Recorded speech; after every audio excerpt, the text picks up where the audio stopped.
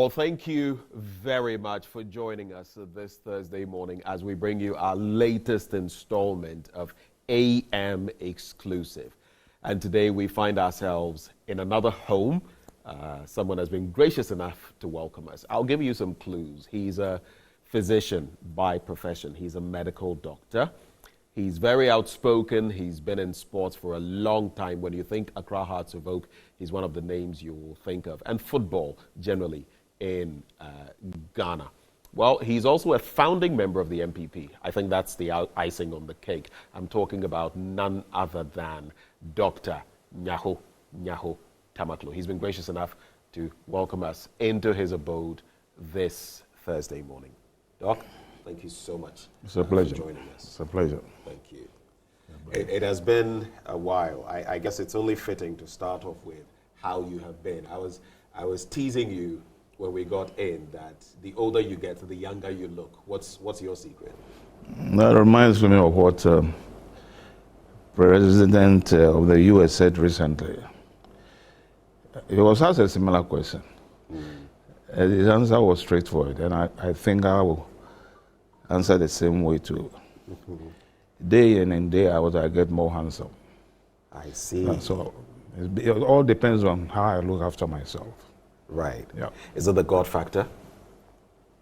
Is People have said that if you love God and if you reflect it in your daily life, it also impacts you. It shows spiritually. What is spiritually?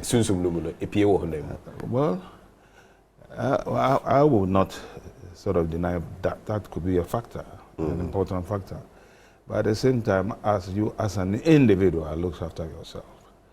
What you do to your physical body itself is very important. So that's the way I look at it.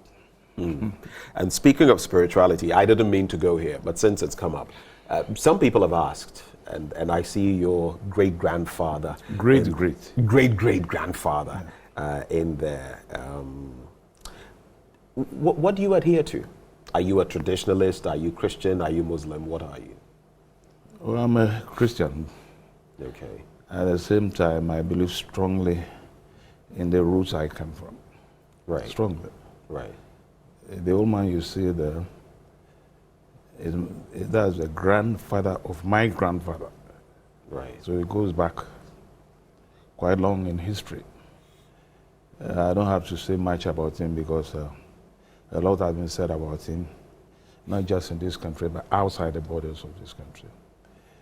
And I believe strongly in this tradition, the way he was a traditionalist. However, he was the same person who brought Roman Catholic Church to the Keta districts, all the way from Togo. Interesting. He was Roman Catholic. Exactly. He was a traditionalist. He was a and traditionalist. He brought the Catholic Church into the when he heard of the Roman Catholic Church being established somewhere in Togo in those days, he sent his own carriers. In those days, there were no vehicles. And they went and brought the people down to Keta. He gave them a land, which is there today, you can see. They built a school. They built a church, which is there till today. Right. And then they built a cemetery, which we call a churchyard, attached to this, to the church. And one interesting thing is that the wives wanted to find out what he would like to have in return. He said, I don't need anything, but make sure all my children go to this school free. Oh, wow. What a wise choice.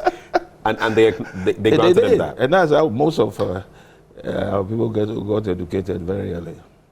And of course, the spin-off effect, because then generations down the line, you also benefited from that. Oh, yeah, absolutely. Well, we celebrate him as well, your great-grandfather, and the wonderful great-great-grandfather, and the wonderful things he did in his life. Sometimes it's almost going back that far, great-great-grandfather, pardon me. But speaking of which, again, I just want to briefly, because we're talking about spirituality and all that, the National Cathedral, on the 6th of March, that was when? This year. We said we would have commissioned it and all of that. And it's still there, a big pit, nothing to show. And some of Ghana's taxpayers' money has been put in there, contrary to the promise that was given Ghanaians. How do you feel about that project?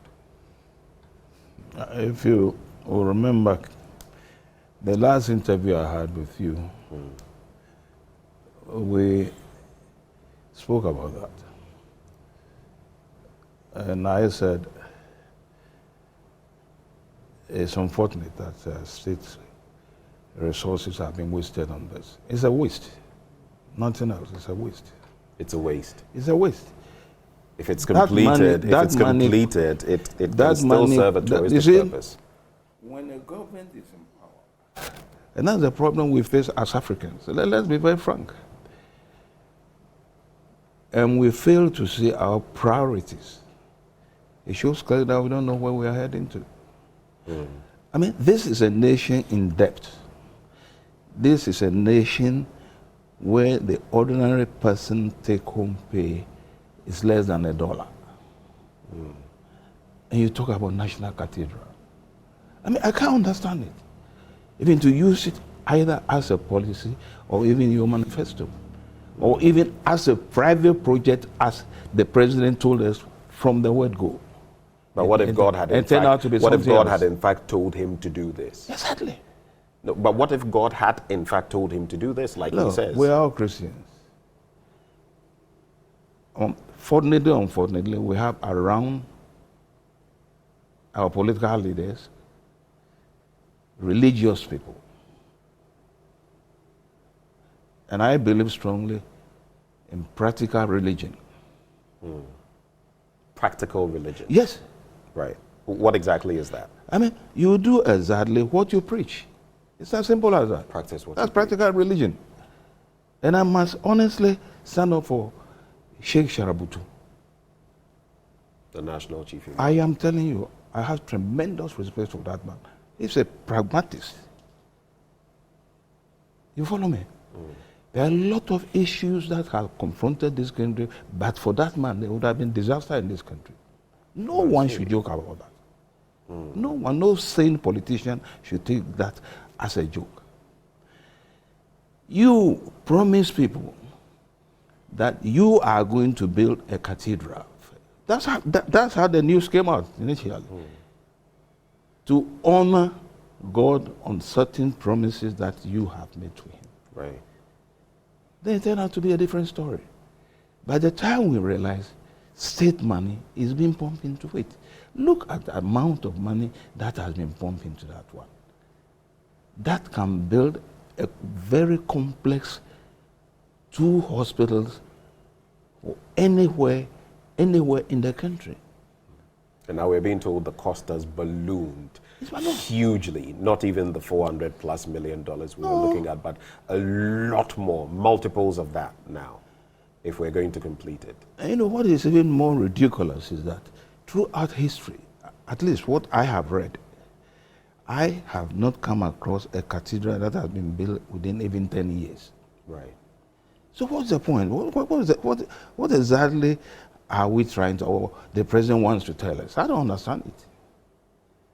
Interesting dynamics in there, because of course the Notre Dame and others have been built over the centuries, and even when it was gutted with fire, it took quite a while before it could be brought back to its current state. But I'm also interested in something. I see these wonderful lights here and all of that. I need to ask, do you have a generator or a plant or something? I have a generator. You have a generator? I have a generator. Okay, because so I was off the main distance. I just came back this morning. Your lights went off? Yes, of course. Okay, so yesterday even thank God our host has a generator. I had to ask that question because of the current state of affairs. Yeah. What would you call this power outage? Because the term doomsday has been used and it's been pushed back heavily, fiercely by government, by even the ECG boss. What would you call what we're experiencing? Look, I times get so sad when I look at certain issues facing this country. Dishonesty is one thing that's destroying this country. Leaders not being honest with the people they are leading. This so-called doomsday didn't start today. As far back as the time of Jerry John Rawlings, Indeed. it started showing its ugly face. Well, we're subsidizing electricity and later took it off. Absolutely. Right. It got worse when Kufuor came to power, when I was an ambassador in Serbia. I had a call because the messages went around so that areas that probably heavy machinery can be used to generate power. So I was called and I was briefed about that. It was that serious. You follow me? Then came Atamils. Atamils managed it somehow. Then came John Mahama. And I think he tackled the fundamentals. That's the real problem facing the country. And things came to a head for about 3 years. Yes. We had this power Problem. situation. You follow me? Then we took over. I'm talking about NPP. With the promises that we gave all along, everybody expected us to carry on very well. I don't want to go into so-called, agreement signed with companies. I don't have interest in that. But at least it is the duty of government to make sure that the citizenry are given power to work with. Are they failing in that duty? Of course, yes. Look at what is happening in the country now. But they keep pushing back and saying it is not because we lack the finances. It's not because we lack the capacity. There are some challenges. ECG will tell you we're doing maintenance here and there. Others will tell you, oh, the IPPs, there are some disagreements, but we are working things out. ECG has to give them some money. I listened to the ECG boss recently, Mr. Apetogbo, the representative for the IPPs, was saying one thing. The ECG boss was also on another trajectory. At some point, they converged. But the point being that no one wants to take blame for where we are. Just before you came in, I was watching TV3. And there's this lady who I respect a lot. Right. That's Madam Jantwa. Right. Look. Of the CPP. Of the CPP. Right. Her analysis was perfect. This morning, just about 15 minutes ago. Right. And I'll go by what she said. Which was what? Because she has been there before. He said we don't have money to buy fuel, gas, and other things. Full stop. No, that's why I keep on saying that if a leader is not honest with his people, he falls into this sort of traps. This government has not been honest with his people right from the word go. But if you say that, you are then saying that, and correct me if I'm wrong, that Mr. President, the first gentleman of the Republic, is dishonest. Is that what you're saying? It's not being honest with the people of this country. From day one? From day one. Even right when he was being sworn in. You know it. You are a journalist. Oh, are you referring to his speech? Of course, yes. That should have alarmed us. Even though I've warned Ghanaians the days before that they shouldn't vote him in. I remember that video. Yes. I remember. That should have alarmed But these are mistakes that do happen. I mean, his speech was written for him. These are mistakes that do happen. How can you fault him for that? What do you mean by they are mistakes that do happen? I mean, once in a while, a head of state, a Ghanaian head of state. Even if a speech has been written for him, he should go through the speech. But even the presidents of Harvard and others have been cited for some plagiarism here and there in other places. So many of them. You've seen them. I mean, the president of Harvard, you are talking about, in fact, I think it's a lady, really. It's a lady. It's a lady. Gay is no longer another person. Yeah, there's another person. But the lady you are talking about, if I read things clearly, she came out. Has our government done that? You see, these are the things. You see, when you have a system that right from the word go cannot operate well, you see it. At least I can see it. Right. And that is exactly what is happening now. We are completely saddled with corruption. Corruption has totally swallowed this country. Rule of law is completely absent. ethnocentrism. The rule of law is absent. Akufo-Addo, one of the things he's always touting is the rule of law. He says it is absent. Don't confuse general rule of law with parties' own protection. Parties' own protection is just like what Akufo did. We have the so-called militia.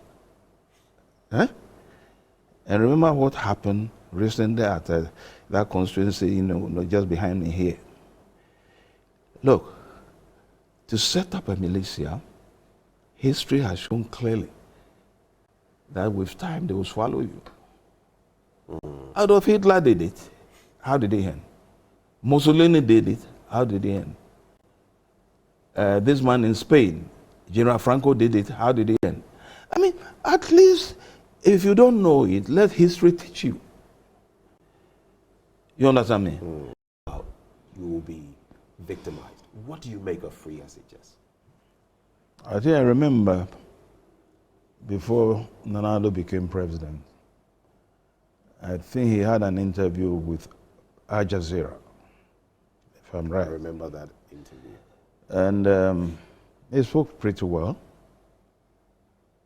And he made mention of this free HSS. Not just Al Jazeera, with BBC too. With BBC as well. And I think on the BBC program, the host pushed him to a corner. That how do you find this? Because huge amounts of money will be involved. The man kept on pushing repeatedly. And Nando, as I know, was able to maneuver out of him. Now, free SHS has been in our constitution for years. In fact, it's one of the policies of the old man, Kwame Nkrumah himself. Right. But it is supposed to be done progressively. Right. It's there in black and white. Why didn't we go by that method? Of course, it's a huge political, agenda. That was used to gain votes, and we did get the votes from that, for that. But has it really served the people of this country, or it has worsened their situation? That's the question that we should ask ourselves. What do you think? I think it has worsened their situation based on what your own findings are now. But how about the other angle?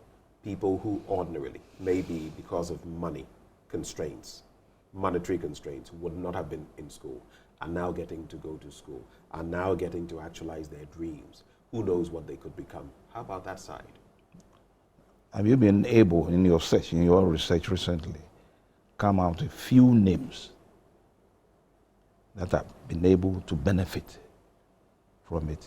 But you can look if at the you have general, not, then you can look at the general enrollment, which has shot up by no, general enrollment really doesn't. No. If you go by those figures, figures are. I don't take figures seriously in this country. I don't, because it's nothing than a bunch of lies. You don't believe the figures? I don't believe the figures in this. Increments in free SHS? No. But at least look at the fact that the schools are even struggling to contain them. That tells you but that the numbers are you came out with a beautiful point that children can not even be fed in schools. So what's the benefit? Don't tell me the benefit. So should when I was in secondary school, I was fed 3 times a day. Right.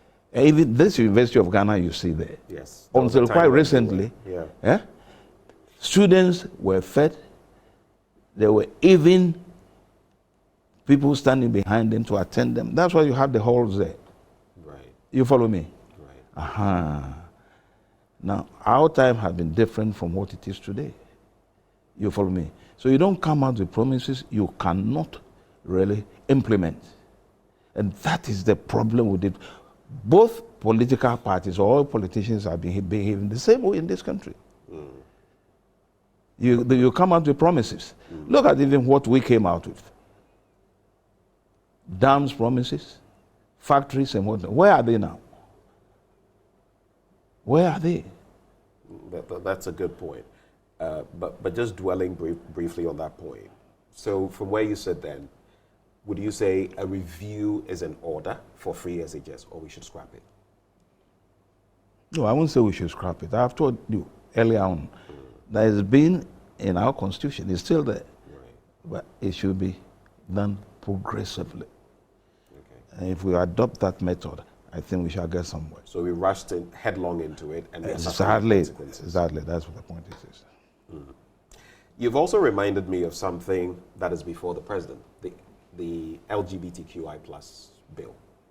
Parliament has gone ahead with it. It's now sitting before Mr. President. Initially, he said it hadn't reached his desk, but I'm sure you've heard of the other issues and even the finance ministry's input, where they say now, Abnao Sayasari saying that it wasn't meant for public consumption. It was meant for the ministry and other communication, and it came out. What do you make of it? Traditionally, you have a firm stance, but you're also Christian and all of that. People say, we have our rights. Why should you interfere? What do you make of it? Once again, I think I'll go back to the chief imam. His analysis on that particular issue, to me, must be accepted by everyone. Life, what we call production, can happen between a male and a female. Right. Nothing else. If you stop that, then the whole human race will be extinct. And if that is the way we want to go, then they can go. I don't care about it, honestly. Oh, I don't care about it. I want this to the problems I already have. But there are countries that have legitimized. No, those countries are not. The countries are not empty, are no, they? Look, it's unfortunate Nkrumah is no more.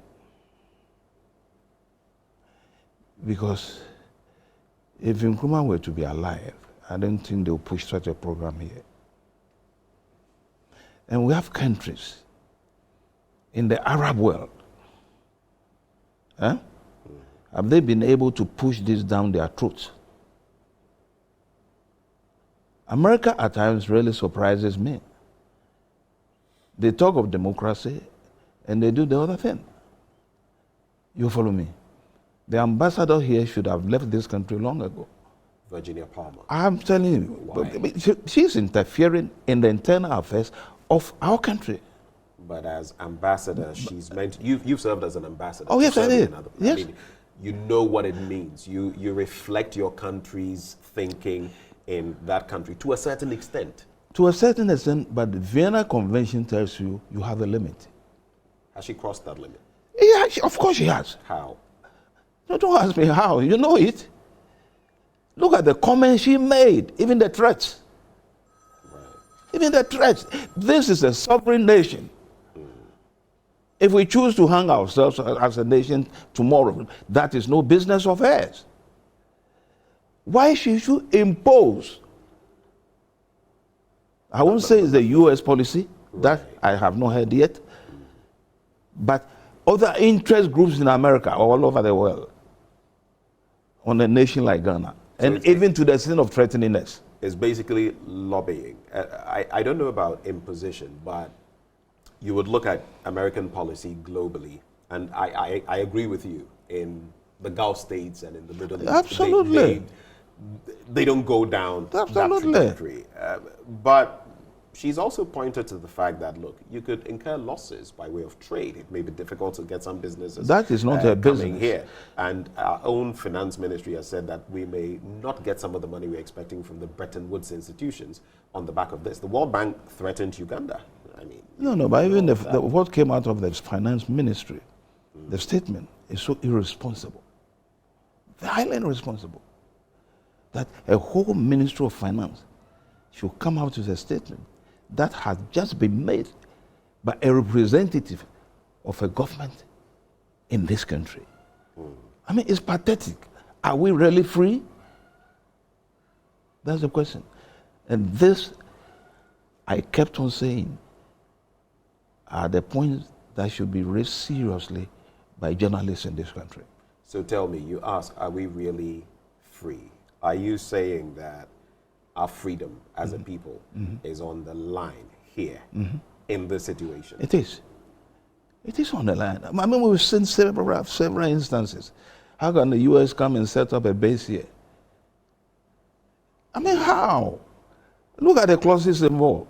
We can also go back to the Guantanamo. Absolutely, just like Guantanamo. 2 or 3 Exactly. who were in the country in the erstwhile administration. Exactly. Right. I mean, that tells you straight that this country has ceased to be an independent country. I mean, it's as simple as, you see, what worries me is that these are issues when we were young people just like you, myself, Kwesi Pratt, what do you call him, Nana Akufo-Addo, Charles Broby, and these are the issues we have been trying to discuss and have them properly put in order. Should we get the chance of running this country? Now we have had the opportunity and look at the mess we are creating. I can't believe it. I simply cannot believe that this will happen under the leadership of Nana Akufo-Addo. I can't believe it. But do you believe, so when the e-levy was in the picture, there was a challenge in court, but he went ahead to append his signature to the e-levy. But in this instance, even before we knew, because on the 4th, he was speaking to the diplomatic community and said they shouldn't worry and all of that, and someone had challenged the constitutionality of it in court. Actually, we only got that document dated the 5th day, as per the court's data. But somehow the president looked in a crystal ball and knew. Are you expecting him to sign this? And if he doesn't, what would be, maybe, let me use the word consequences? Nobody has come out clearly. I think what I saw with my own eyes on 2 occasions, where he showed clearly that he is not in support with this particular practice. You follow me? Right.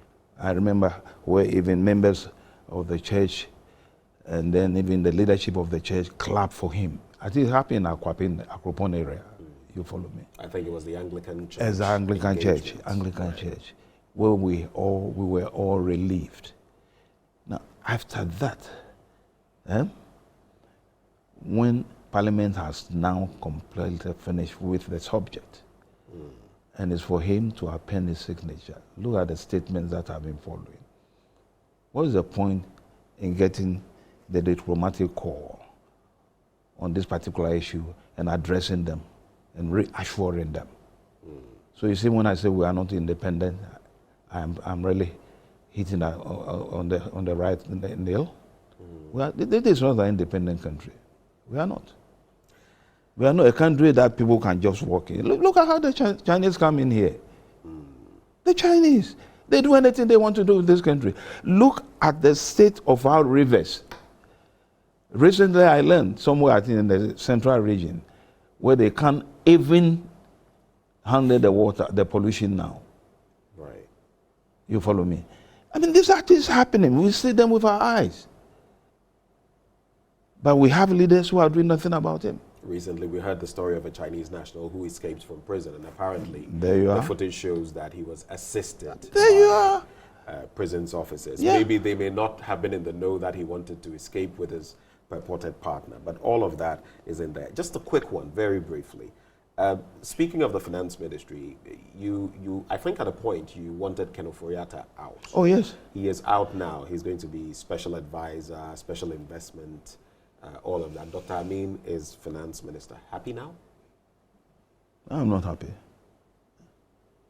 Amin's first statement threw him out of the stage.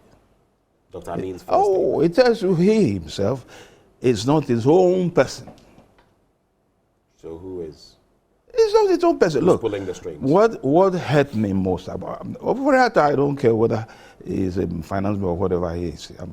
But when we had a situation when about 80 plus members of parliament of my party decided that Ofori-Atta should go, then that was a serious move. I remember I spoke with their leader, Pierre Kube. I called him. I looked for his number, I called him and spoke with him. I said, look, that is a bold stand, but be careful you are not talked about it by the president. And what happened? Right. I mean, that Pierre Kube is there. I really don't know him. I've spoken with you on the phone. What happened? Exactly what I said what happened was what happened.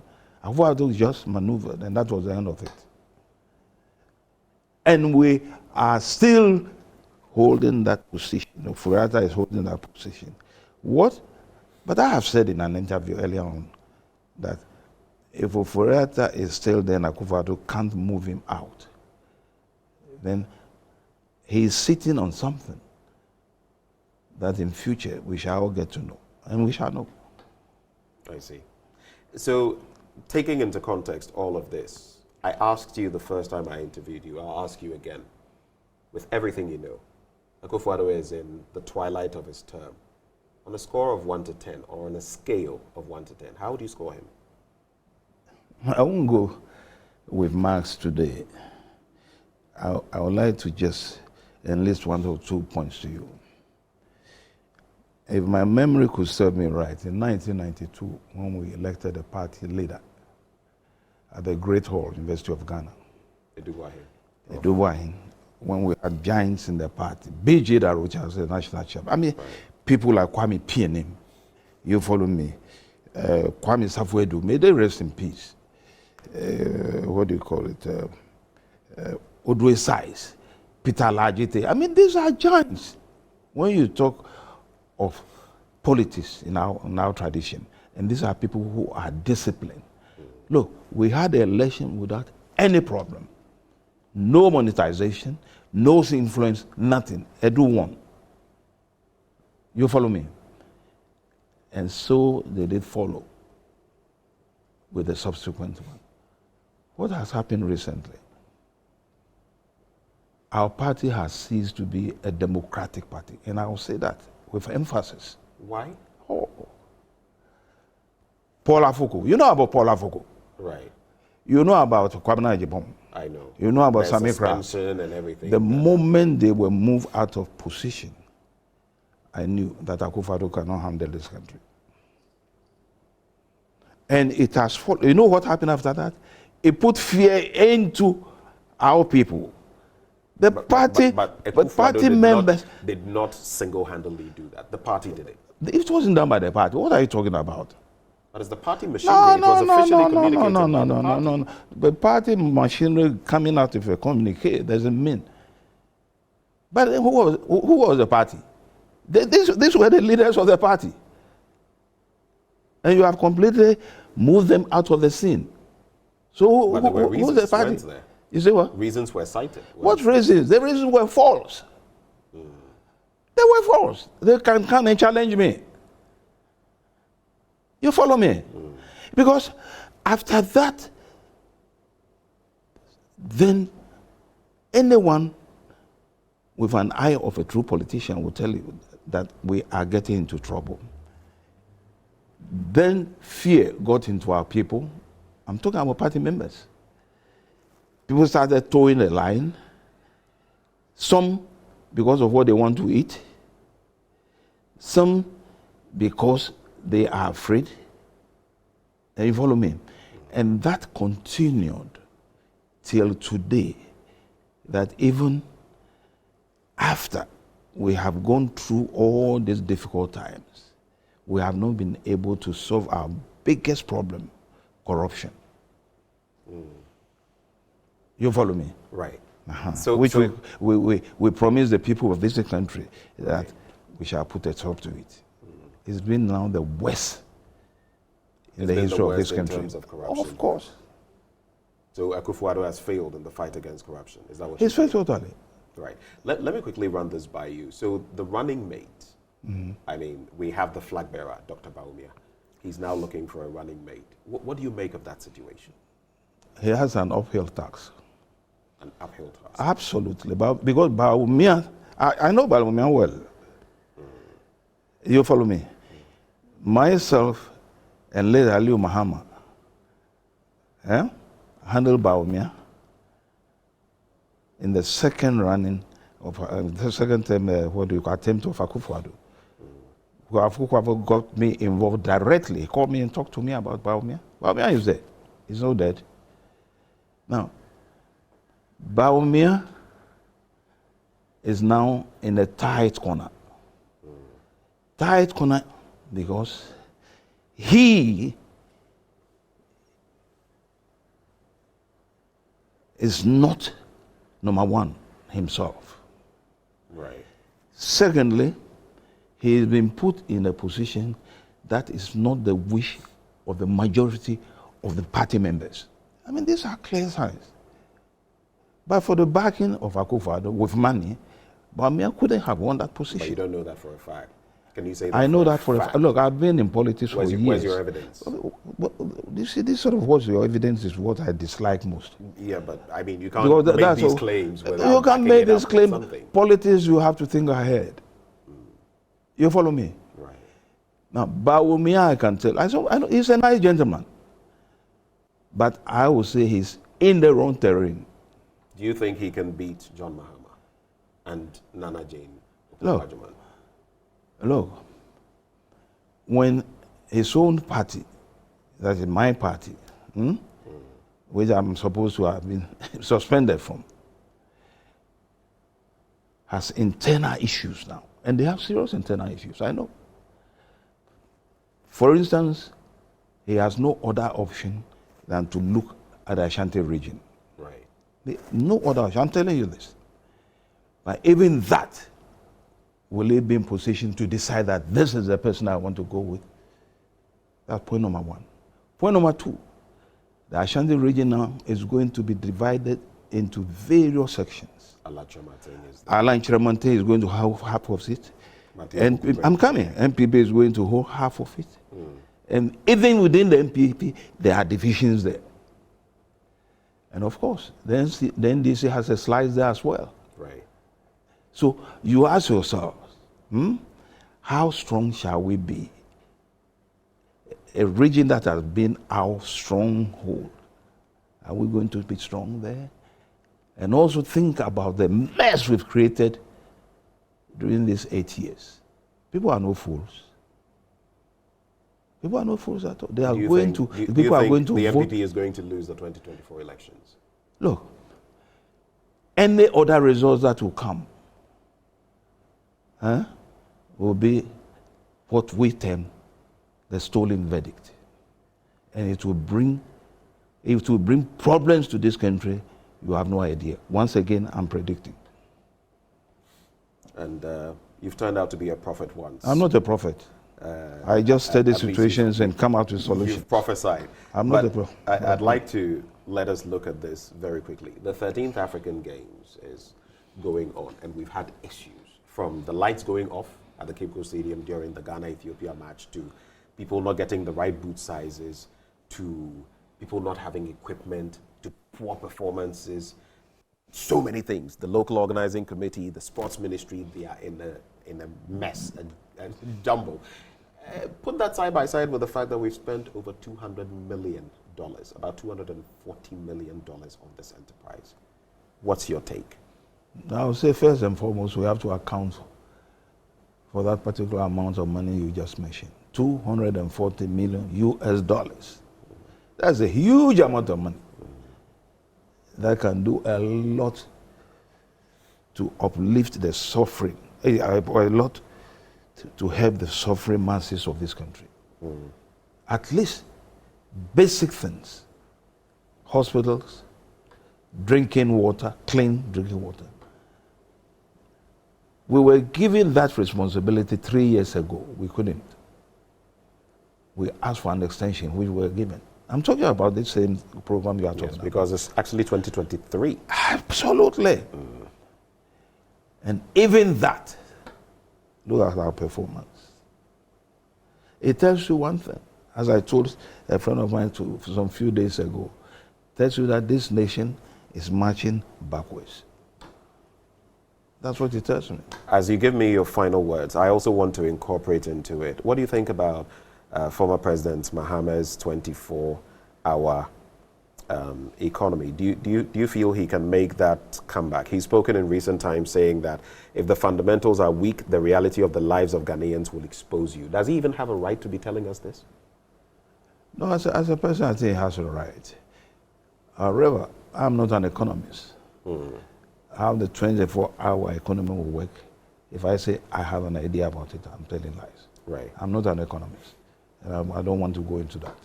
Okay. Final words?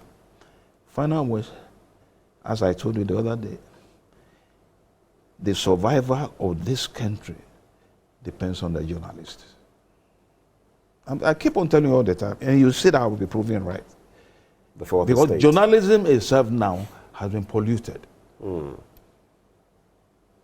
The journalists we knew years ago, when it was even far from my sin. People like Cameron Dodo who speak their mind.